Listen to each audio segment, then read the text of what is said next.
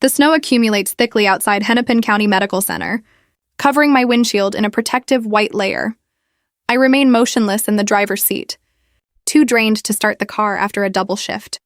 My scrubs cling to me, carrying the faint scent of hospital disinfectant mixed with the perfume of an elderly patient who hugged me tightly before leaving. The digital clock reads 8:17 p.m. I should be driving home to Lily, yet my body feels weighed down by the exhaustion that 12 hours of patient care brings. Just 5 more minutes of stillness before I face the evening routine of dinner, baths, and bedtime stories. My phone chimes from the cup holder. The family group chat. Likely mom asking when I'll pick up Lily, a favor she never fails to remind me of. I grab the phone, expecting another passive-aggressive note about bedtime routines. Instead, my mother Ellen's message shines on the screen, cheerful but cutting. We're hosting your sister Hannah's fiancé, Brad, and his family this year. There's no room for you and Lily at the table. I pause, certain I misread. Another message follows, sharper still. But we'd love it if you cooked, like always. The air rushes from my lungs, not invited to Christmas, but expected to cook it. Before I can process, my father Ron's message arrives. And don't forget my Apple Watch, Series 9 this time. My hands tremble on the steering wheel. Breath fogs the windshield, turning the protective cocoon of snow into a suffocating enclosure. I grip the wheel tighter, knuckles white, as small clouds of panic escape with each breath. 3 years ago, I sat in a different car, signing divorce papers while Lily napped in her car seat. I had hoped moving back to Minneapolis would bring stability, family support, familiarity, a chance to rebuild. That day, I packed our life into boxes and returned to my hometown, renting a small apartment 10 minutes from my parents' house. I told myself, they'll help with Lily. We won't be alone.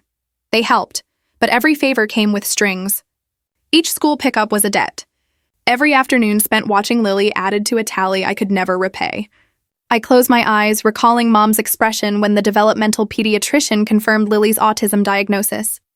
A brief flicker of disappointment, quickly masked by practiced sympathy. Well, she said in the parking lot, we'll just have to make sure she learns to behave properly. No one needs to know. The realization crystallizes inside me. Ellen values appearances more than love. Brad's affluent Connecticut family offers status, a bragging point for her charity events. My modest nurse's salary and autistic daughter do not. For 12 years, I have been the invisible backbone of every family event. I organized Hannah's law school graduation party, spending $900 of my salary on catering, while Ellen claimed the credit. I took unpaid leave to drive Dad to his surgeries, hours spent in waiting rooms catching up on medical journals. I catered Mom's charity luncheons, presenting appetizers she introduced as family recipes. As her wrist arthritis worsened, cooking became my permanent duty. Somehow, I had transformed from daughter to household staff without acknowledgement. The snow intensifies, muffling the world beyond my car. It piles up, creating a barrier between me and the life waiting outside. Memories of last week surface. Lily, excited about a school documentary on historical trains, chattering at Sunday dinner. Steam locomotives from the 1800s, coal heating water, making steam to push the engine. Sweetheart, Mom had interrupted. Her voice sweet but sharp beneath the surface. Not everyone wants to hear about trains right now. Lily's face had twisted in confusion, her eyes searching mine for an explanation. That look, so open, so puzzled, still lingers in my mind. I sit up straighter as the snow thickens outside, the truth settling with sharp clarity. My family is embarrassed by my daughter. Something inside me cracks, a dam of years spent making excuses and accommodating dissolving. But as that dam falls, something else begins to rise, something new, unfamiliar and frightening, yet strangely liberating. My fingers hover over the phone, ready to call Ellen, apologize for being late, promise the perfect Christmas dinner while Lily and I eat leftovers at home afterward. Years of appeasing, peacekeeping, and silently absorbing slights rise automatically, like a script I've rehearsed for decades. Yet Lily's words echo in my mind. Why does Grandma get mad when I talk about trains? I turn the phone off instead of calling back. The screen goes dark, reflecting my face. My eyes are clear, my jaw firm. I start the car, carefully backing out of the parking space, driving slowly through the snow toward home, toward Lily. For the first time in years, my mind feels quiet, free from the constant pressure to please my family. In its place, a new clarity emerges, dangerous, necessary, and exhilarating all at once. That night, Lily's gentle snores filter through the thin walls as I spread my phone, laptop, and a stack of receipts across the kitchen table. The blue glow of the screen casts shadows on my face as I scroll through months, then years of text messages. You know we can't do this without you, sweetheart. My mother's text from Easter stares back. I'd stayed up until 2 a.m. preparing a ham dinner for 12, then driven 40 minutes to deliver it before my hospital shift. I keep scrolling, uncovering the ruins of my own life. Don't make mom stress again. Hannah's message from last Thanksgiving appears. I'd questioned whether I needed to make all 7 side dishes Ellen had requested. I ended up making 9, borrowing $200 from my emergency fund for ingredients. I opened my banking app. Numbers swim before my tired eyes. $175 for Dad's golf clubs, $300 for Hannah's engagement party venue, $86 for Mom's medication.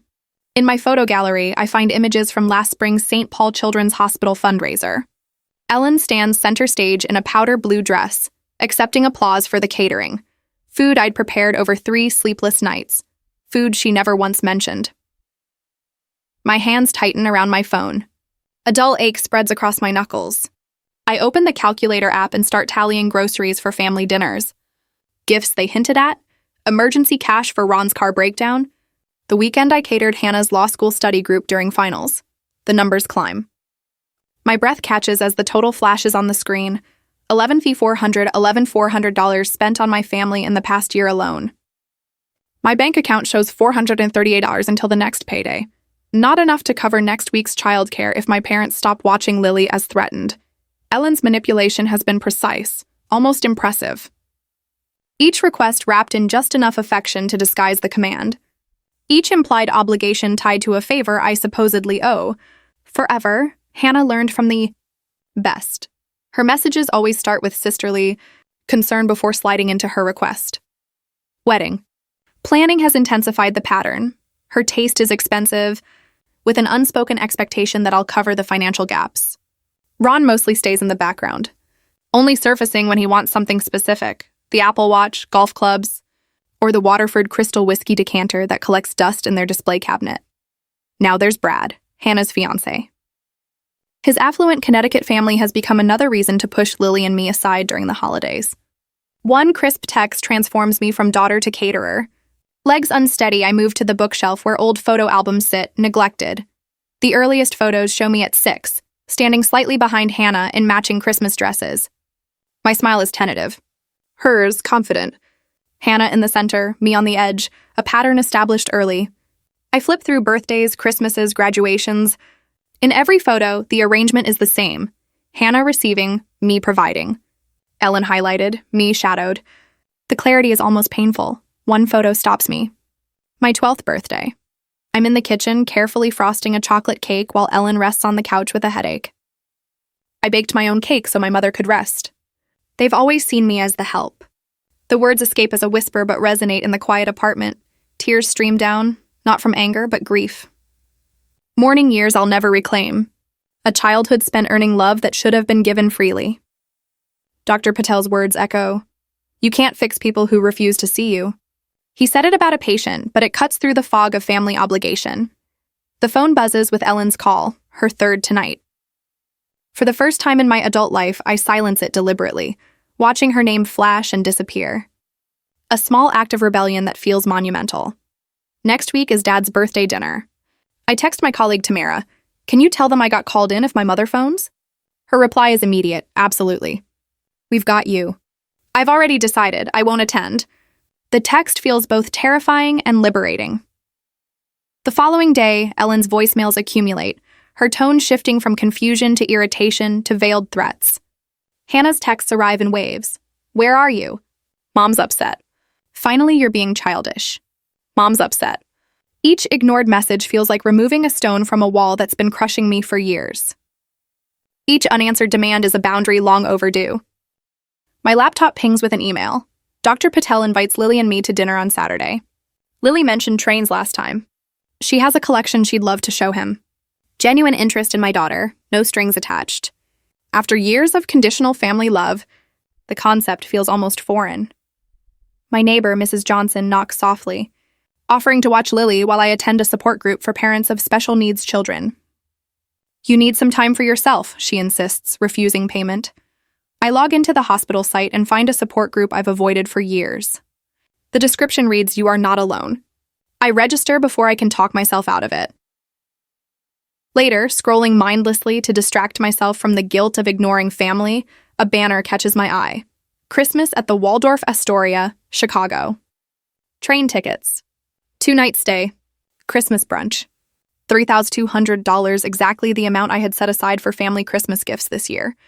My finger hovered over the purchase button, heart pounding with a mix of fear and anticipation. I took a deep breath and clicked. The confirmation email arrived instantly. No hesitation. No explanations. For the first time in years, I prioritized Lily and myself over everyone else's expectations. 3 days later, the hospital lobby was busy with the mid-afternoon shift change when Ellen Miller's voice cut through the hum of activity with precision. "How dare you ignore family?" "After everything we've done for you?" Ashley froze at the nurse's station, clipboard halfway to the filing rack. Her mother stood near the entrance, designer handbag pressed against her chest, face tight with righteous anger. Several patients glanced over. "Mom," Ashley whispered, approaching cautiously. "This is my workplace." Ellen's voice rose. 3 days without returning calls. "Is this how we raised you?" "Your sister is beside herself." A security guard, who had helped Ashley change a flat tire last winter, appeared quietly at her side, presence calm but firm. "Everything okay here, Nurse Miller?"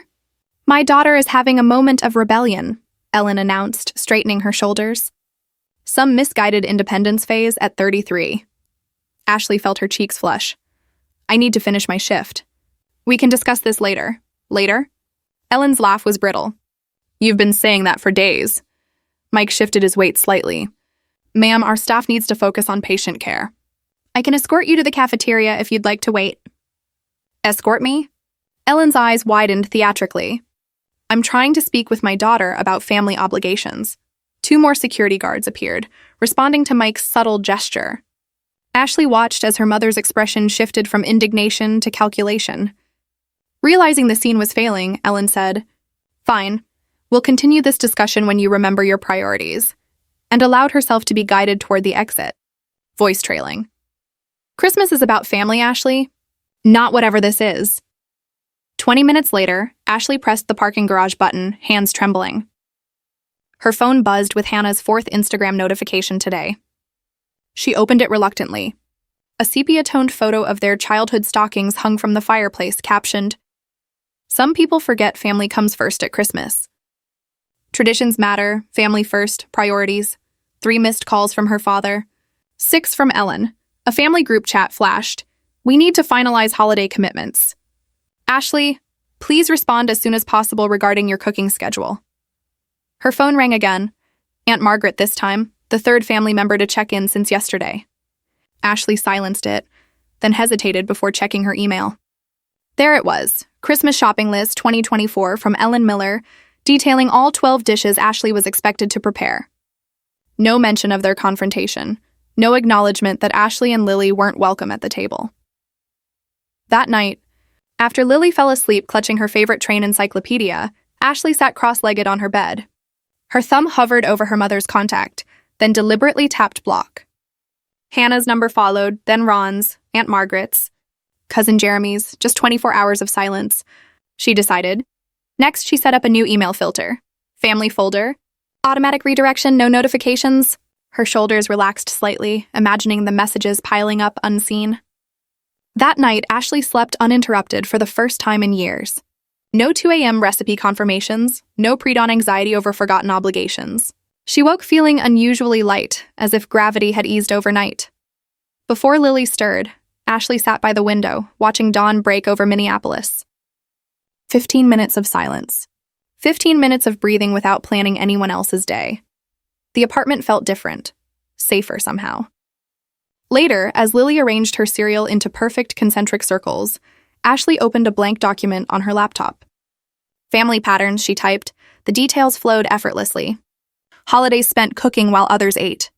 Vacation days sacrificed for Ellen's charity events. Loans never repaid. Hannah's emergencies consistently prioritized over Lily's needs.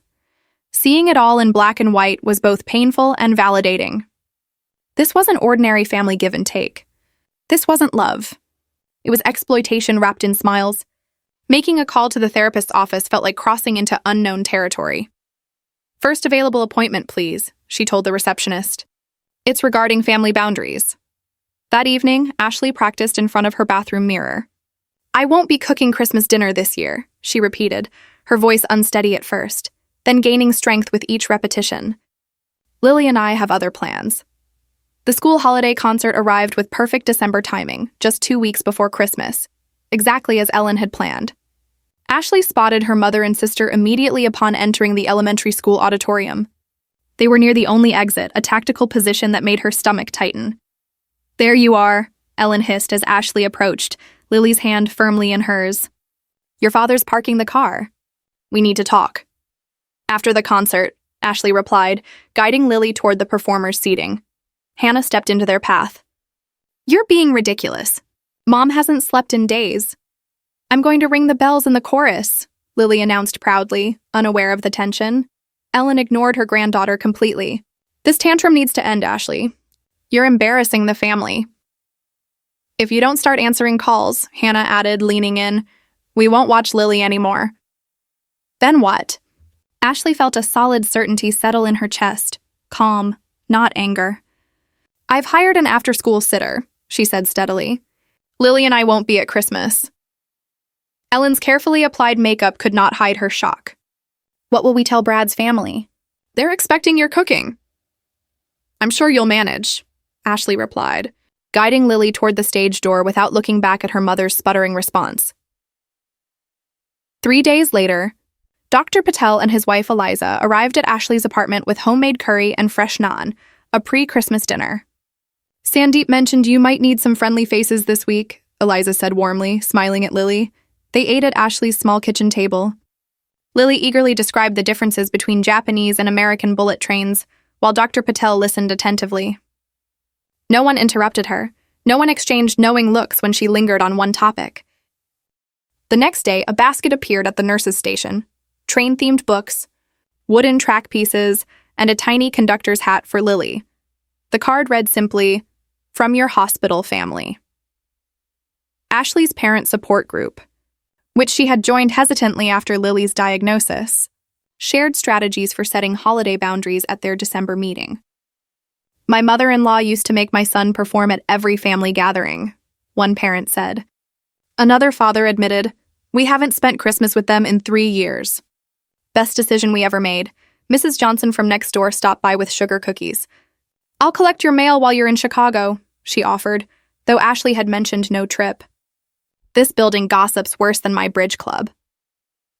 Her supervisor approved her vacation request with a single post-it note. "Well deserved." "We've got your shifts covered." An anonymous Christmas card arrived in Ashley's mailbox containing a $100 gift card and a note from a fellow survivor. The first holiday away was the hardest. It gets better. Ashley was folding Lily's favorite striped pajamas into their suitcase when an unknown number flashed on her phone. She hesitated, then recognized her father's area code, a different number, bypassing her block. Taking a deep breath, she answered, setting a 5-minute timer on the microwave. "Hello, Dad," she said. "Hello." "Ashley." Ron's voice was calm, carefully patient, just as it always was when explaining why bills were late. "Your mother hasn't slept." "Is that what you wanted?" "I wanted to be treated like family," Ashley replied, her voice calm but firm. "Not as staff." A long silence hung between them, heavy and unexpected. Ashley realized this might be the first time she had ever directly confronted her father. "Everyone's upset," he finally said, sounding genuinely confused. "Hannah says you're abandoning family traditions." "I'm starting new ones with my daughter," Ashley responded. "But Christmas has always been at our house, where I've always cooked but never been welcomed at the table," she said. Another silence stretched on. When the microwave timer beeped, Ashley felt a quiet sense of resolve. "I need to go now." "Dad, Merry Christmas." She ended the call before he could reply. The next day, Ashley and Lily wandered beneath the sparkling holiday displays at the downtown department store. Christmas music played softly through hidden speakers. Lily gasped at a silver, glittering dress on a child-sized mannequin. It's perfect for the fancy hotel. Mom. Ashley glanced at the price tag, $78, more than she would normally spend on a dress Lily would quickly outgrow. Yet seeing her daughter's eyes light up as she twirled made the decision simple. Let's try it on, Ashley said. While Lily changed, Ashley browsed the women's section, her fingers brushing over soft fabrics she usually ignored as impractical. A deep green sweater caught her eye, elegant and understated, unlike the practical clothes she wore for hospital shifts and family gatherings. You should try that on, a sales associate suggested. That color would be stunning with your complexion. Ashley hesitated. Mom, look! Lily appeared, the silver dress sparkling as she spun. Gorgeous, Ashley said, smiling. Your turn. Lily insisted, pointing to the green sweater. In the dressing room, Ashley examined herself in the mirror. The sweater fit perfectly, the color brightening her complexion. When had she stopped choosing things for herself? When had every extra dollar gone to family gifts, Hannah's celebrations, or Ellen's entertaining? You look radiant, the sales associate said when Ashley emerged. She's smiling like in the old pictures, Lily observed, touching the sweater's soft fabric. Ashley pulled out her phone, positioning Lily beside her. Our first Christmas trip selfie, she explained, snapping the photo. Later that evening, she posted it to her private Instagram with the caption, "Starting New Traditions." As Lily slept, Ashley created a digital folder on her laptop labeled Family History. Into it went screenshots of manipulative texts, spreadsheets tracking one-way financial support, a timeline of canceled plans to meet family demands, and journal entries documenting emotional abuse. She added photos from family gatherings, Ellen turning away as Lily tried to show her a drawing, Hannah taking credit for a dessert Ashley had stayed up until 2 a.m. perfecting. She made a list titled Ellen's Credit Taking, noting every accomplishment her mother had claimed as her own influence. Ashley's nursing degree, Hannah's law school acceptance, even Lily's early reading progress despite Ellen's minimal involvement. The folder grew steadily, backed up to a secure cloud account. Not to share, just to remember, so doubt could not creep back in. On December 23rd, their bags sat ready by the door for the next morning's train. Ashley checked tickets and hotel confirmation one last time before closing her laptop. An email notification chimed. Hannah. Subject. You'll regret this. Ashley's finger hovered over delete, then paused, remembering her documentation folder. She clicked instead. The message was brief. If you leave town for Christmas, don't expect to be welcome in this family again. Ashley stared at the screen, a surprising calm settling over her. That sounds like freedom, she whispered to the empty room. The December morning air bit at their cheeks as Ashley and Lily stepped onto the Amtrak platform. The sky stretched clear and bright, a perfect blue canvas that felt like permission. Lily clutched her favorite pajamas to her chest, the ones with trains she insisted on bringing, even though fresh hotel linens awaited them. Mom, I packed my sketchbook and my special headphones, she says, patting her purple backpack. The noise-canceling headphones had been an indulgence after her diagnosis, one of the few things I bought without worrying about the cost. I check our tickets once more, a nervous habit. Minneapolis to Chicago, 2 passengers. A one-way journey towards something that feels dangerously close to hope. The train gleams at the platform, its windows reflecting the winter sun. The sight steadies my racing heart. We're really doing this. We're really leaving. All aboard. The conductor's call pulls me from my thoughts. Lily tugs at my hand, eyes wide with excitement. Mom, it's time. We find our seats quickly, settling into the plush upholstery as the train begins to move. The conductor stops at our row, his weathered face breaking into a smile as he hands Lily a paper bell ornament. Merry Christmas, young lady, he says with a wink. Lily accepts it gently, tracing the outline with her finger. Thank you, she whispers, her joy clear and effortless. Her happiness loosens the knot that's been in my chest for weeks. She leans close, her breath warm against my ear. Mom, I think this train is taking us to our real Christmas. I feel a lump in my throat as I nod. Out the window, Minneapolis begins to slip away. The hospital where I've worked double shifts. The apartment where we've lived careful, small lives, and somewhere beyond the skyline. the house where I stopped being a daughter and became the help. With every mile, the weight lifts. I leave my phone in my purse, silencing the persistent demands of guilt. For once, there is only forward motion. Lily opens her sketchbook. The fresh page glows under the cabin lights. She begins drawing snowflakes, each one unique and intricate. Below them, she carefully writes "Real Christmas" in neat handwriting. I watch her, marveling at how effortlessly children embrace new beginnings. Back in Minneapolis, I know the wheels are already turning against us. I can picture Ellen, her manicured nails gripping the phone as she calls the hospital administration. "It's a family emergency," she'd say, voice trembling with practiced concern. "I'm worried about Ashley's mental state. She's taken her daughter and disappeared." Hannah would contact my friends, spinning stories of worry. "We're just concerned," she'd say. "She's been under so much stress, and with Lily's situation, we want to make sure they're okay." And Ron, ever in the background, would reach out to Lily's school counselor, implying an unstable home requiring oversight. Their strategy would unfold exactly as I expect. A coordinated narrative designed to undermine my independence, painting me as unstable instead of awakened.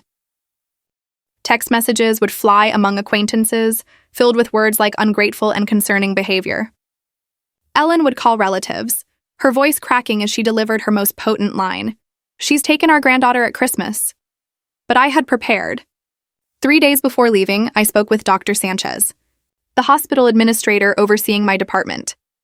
"My family's situation has become difficult," I explained, providing enough context to preempt Ellen's inevitable call.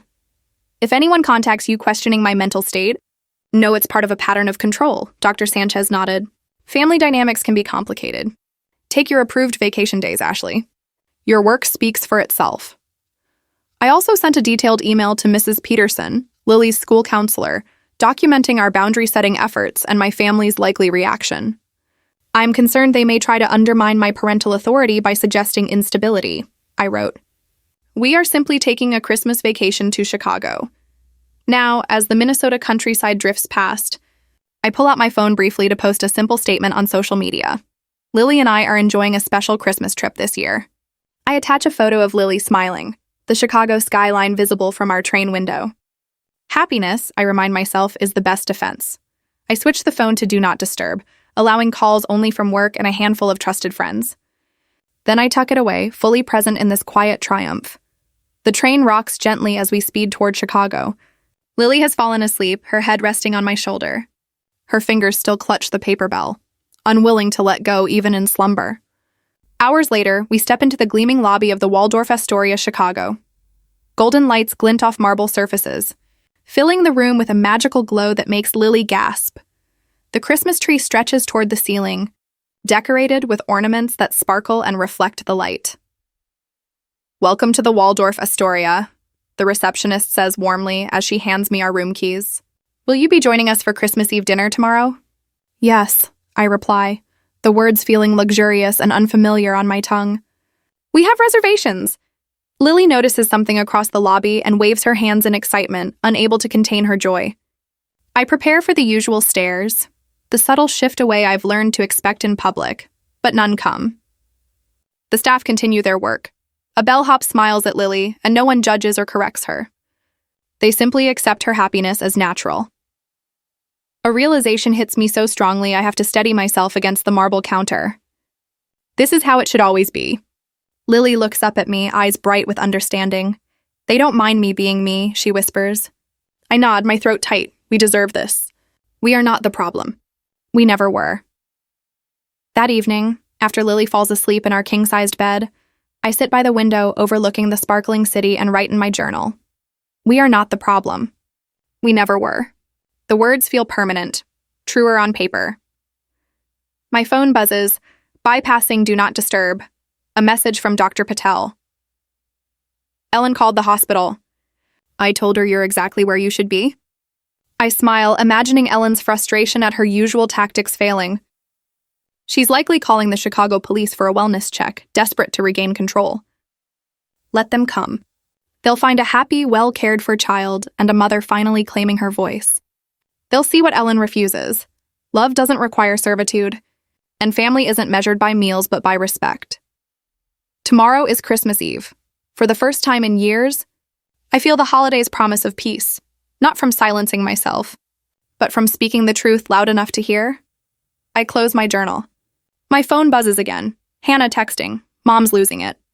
She accidentally sent a message to the wrong group chat saying, "We can't tell the Bradleys she refused. Just say she's working Christmas." Several family friends were included. Everyone knows now. I set the phone down without replying. The truth is surfacing on its own. The family's carefully built image is cracking under its own weight. Outside, snow falls gently, blanketing the city that has become our sanctuary. Tomorrow will bring challenges, but tonight, we are exactly where we should be. Christmas morning finds us in the warm glow of the Waldorf Astoria's dining room. Lily spreads strawberry jam on her third piece of toast, eyes wide at the chandeliers above. She wears the sparkly dress we bought for the occasion, her hair neatly brushed. No rushing, no tense family breakfast under Mom's disapproving gaze. My phone vibrates. Ellen's name flashes on the screen. The third call in 20 minutes. I silence it, placing the phone face down to protect our peace. Seconds later, a voicemail notification appears. Something tells me to listen. Ashley. My mother's voice sounds strained, almost theatrical. I'm in the hospital. The doctors aren't sure what's happening. Please come home. Lily needs her grandmother. I need my daughter. My heart twists with panic and guilt, but something feels off. 3 years in nursing at Hennepin County Medical Center have taught me the rhythm of real emergencies. More pancakes, Mom? Lily asks, unaware of the manipulation trying to breach our moment. In a minute, sweetheart, I reply and call Sandra, a friend in hospital administration in Minneapolis. Ellen Miller? No, we don't have any admissions under that name today, she confirms after checking. Nothing at Abbott or Methodist either. Relief floods me, quickly replaced by cold anger. While I watch Lily enjoy Christmas morning, my mother fabricates a medical emergency to regain control. Back at the table, my phone lights up with texts. Hannah. Just call Mom. She's falling apart. You've made your point, so. Haven't you punished us enough? It's Christmas, for God's sake, Cousin Jill. Ellen is devastated. What kind of daughter abandons her family at Christmas? Uncle Pete. Your mother raised you better than this. A coordinated guilt campaign. Perfectly timed, it would have worked a week ago. I would have been packing our bags, apologizing, promising to make it right. I forward the messages to Dr. Brennan, my therapist. Her response is quick. Textbook manipulation. Stay strong. This is why we prepared. The messages continue through brunch. Ellen's escalation shows her desperation. I plan to contact Lily's school tomorrow. They should be aware of your mental state. Hannah adds, Mom is talking about hiring a lawyer. Don't escalate this. Ron's comment strikes hard. Your career could be jeopardized if authorities get involved.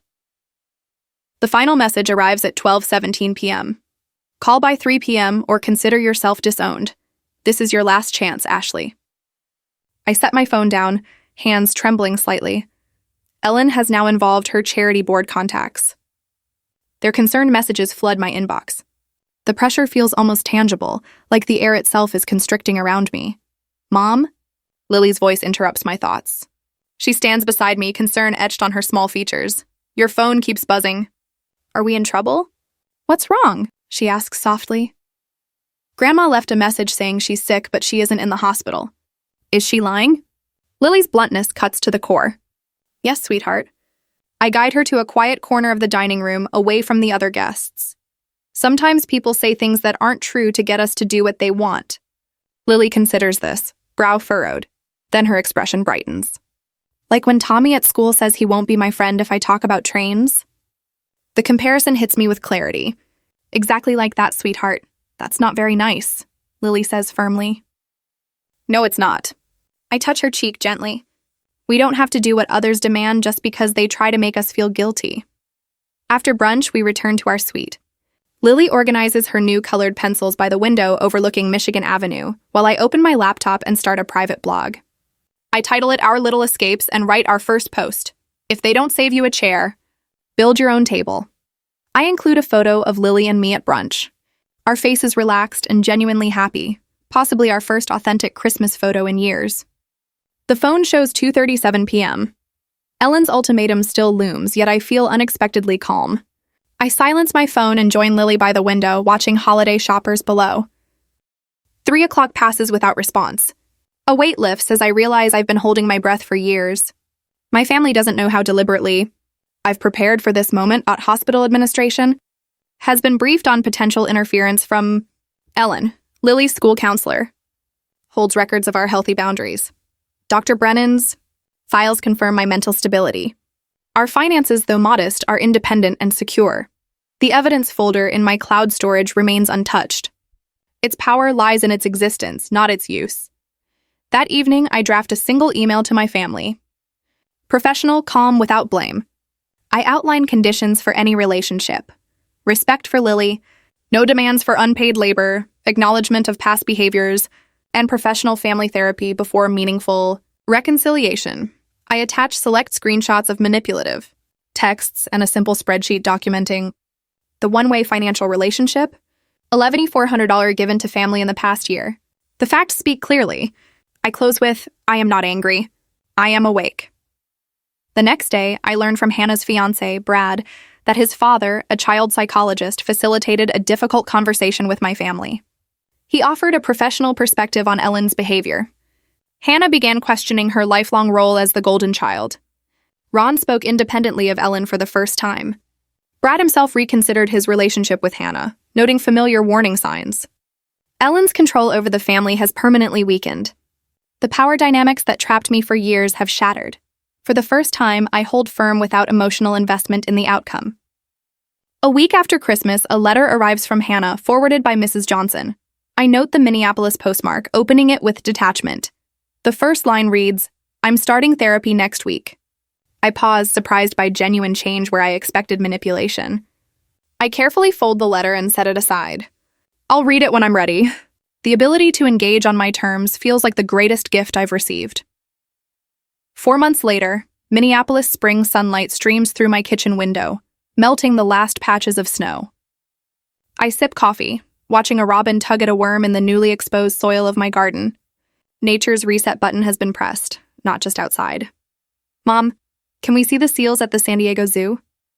Lily's voice calls from her bedroom, where she arranges train models by historical era. Absolutely. And the pandas, too.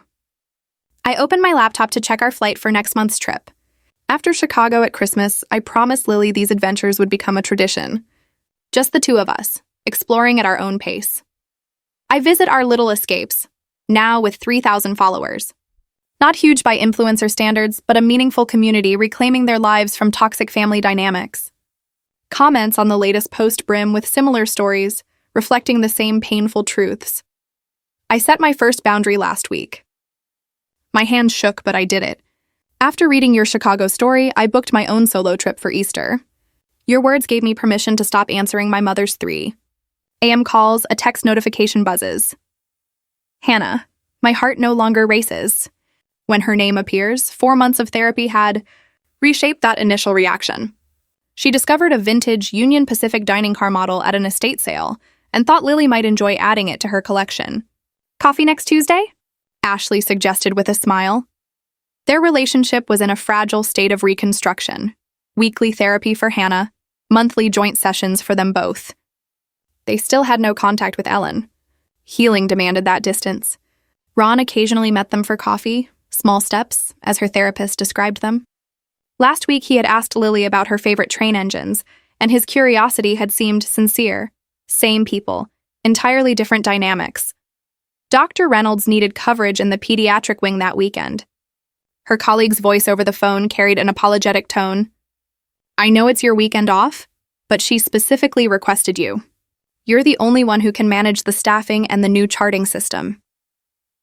Ashley recognized the familiar pattern, the unspoken expectation that she would set aside her plans, her needs, her boundaries because someone else couldn't manage their responsibilities. The weight of obligation pressed on her chest. She paused, breathing deeply. I can cover Saturday morning until 2, but I promised Lily we'd visit the Science Museum exhibit that closes Sunday. Someone else will need to handle the evening and Sunday shifts. But Dr. Reynolds specifically, I understand, and I'm happy to help within those limits. The scheduling template I created should make it easier for whoever covers the rest. When the call ended, Ashley expected the usual wave of guilt, but it never came. Instead, she felt a quiet certainty in her choice. Later that evening, she wrote in her journal, I am not responsible for others' happiness. Today marks 1 year since I first understood that. The weekend arrived with sunshine and unexpected joy. Ashley had invited a small gathering to her apartment, her chosen family. Dr. Patel and his wife brought homemade samosas. Mrs. Johnson from next door brought a potted orchid. 3 friends from her support group brought sparkling cider. Lily proudly displayed her train collection to attentive guests who asked questions about steam engines and track gauges. No one rushed her explanations or exchanged secretive glances over her head. Dr. Patel raised his glass as they gathered around Ashley's vintage farmhouse table, which she had found at a flea market and refinished herself. To Ashley, who shows us all what courage looks like. The rooms filled with laughter and genuine conversation. No tension, no walking on eggshells, just joy. Home had finally become a sanctuary.